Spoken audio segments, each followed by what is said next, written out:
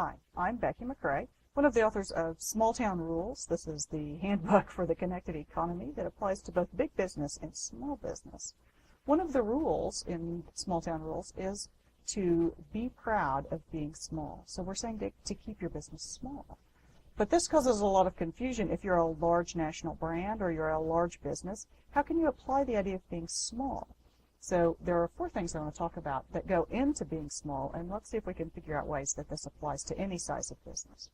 The first is to actually keep the business small. If you're in the founding or growing stages, then start to think right now about how you can keep your business on a small scale.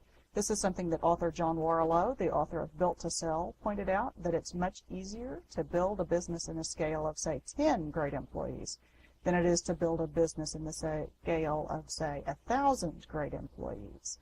So giving that in mind, you may pick yourself a smaller target. And in fact, the guys from 37 Signals who wrote Rework point out that small is not just a stepping stone, it is a destination of itself. So you may want to consider keeping your business small as a specific tactic to build a better business. The second thing that you can do is you can take the pieces of your business apart and only keep the parts that make the most vital sense.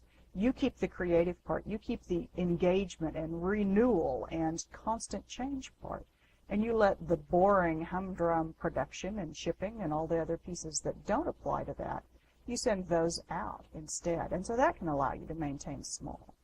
Another thing you can do if you are a large business is to think about personalization and one-on-one connection, because there you can make a small connection with your customer. They have a small point of contact as opposed to dealing with a large monolithic corporation.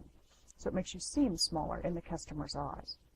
And finally, the last thing you can do is you can keep small work units even while you build a big company. For example, W.L. Gore Company has work units of only 150 people, even though they have a total corporation size of over 8,000 people, and they're doing billions of dollars worth of business.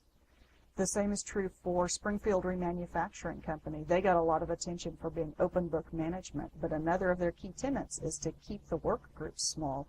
They keep work groups under 150, and so now, even though they have over 1,200 employees, they've managed to keep them in separate businesses and with smaller work units, and it's a key to their success.